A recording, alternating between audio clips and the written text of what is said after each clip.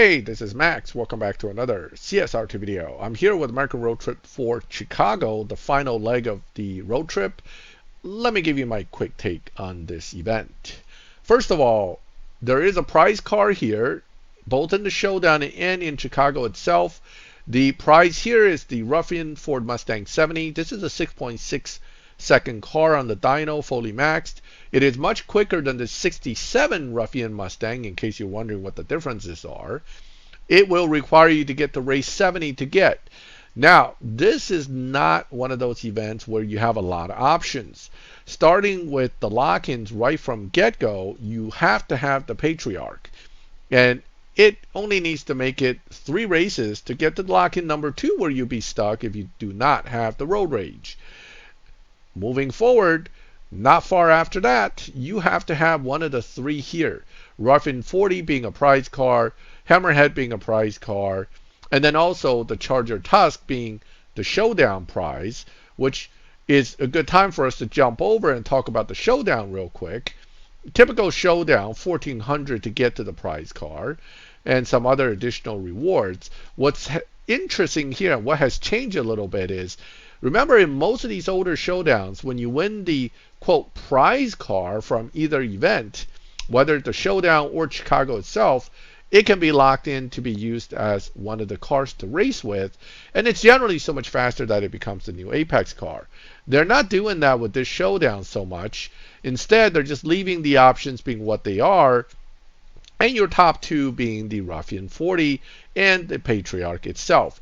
If you pull the Patriarch, if you have maxed it through the past event, this is actually one of the top choices to use anyway, because even fully maxed, the Ruffian 40 is within a few hundreds of the Patriarch's max time. Sure, the Ruffian 40 has the edge as far as winning if everything goes perfectly on the shifts, but ultimately for the average player, it's a toss-up race, even if you face a Ruffian 40. And the 40 has to be fully maxed as well, and that's a lot harder because this car did not come with bronze key crates, so I suspect it's going to be a mad rush of fully maxed Mach 1 Patriarchs for the first day, trying to get to that 1400. The sad truth is, for the rest of you that do not have the Patriarch or the Ruffian, your next best option may in fact be a fully elite Mustang GT or the Road Rage. But again, you have a bit of a gap between your performance and the top car. So until the Patriarchs move out of the way, you're going to be stuck fighting for that 1400. Moving back here, assuming you have now acquired the Tusk and you have locked in those 3, you're really going to be only getting to maybe lock in 30 for all 5 lock-ins. I mean race 30 for all 5 lock-ins. So race 30 to 70 is all with all 5 cars switching back and forth. They all have to be built, and I suspect, again, by the time you get to the end here towards race 70, you're going to be stuck right around here, where they're going to have 1, 2, and 3 being 1, 2, and 3 in some order, being pretty challenging to win this card.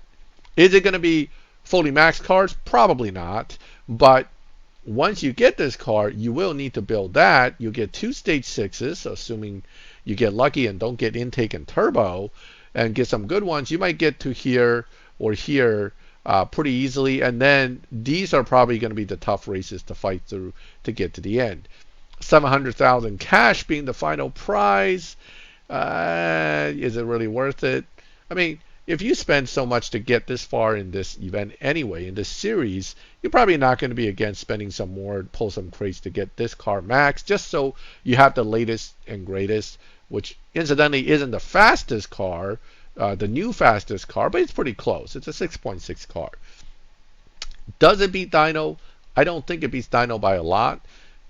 Certainly in the slower lobbies, it'll have high evo, but does that really dominate lobbies anymore? That's a whole different discussion about the changes to matchmaking, but we won't get into that here.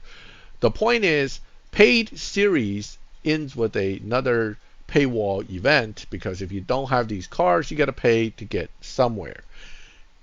Is this series really fun? Well, depending on if you had the cars, depending on how far you got each time. I think the best thing to come out of the series was this new option to get the Patriarch for gold keys and then upgrade for bronze keys. That was probably the nicest thing they did in this entire series. Outside of that, the series is mostly, you know, full of paywalls where people had to pay to kind of get to this point anyway. If you've gotten this far and you plan to finish, good luck.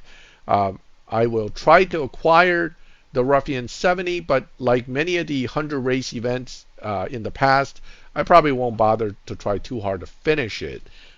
Building the car with universal parts from Race Pass is less stressful than trying to get this event done within the time frame they give you. In any case, if you have any additional information you'd like to add to my video, feel free to comment in the comments. If you like the video, leave a like. If you like my channel and like this kind of videos, subscribe, hit the bell, and you get notified when I put out new videos. And as always, thank you for watching my videos. I'll catch you next time.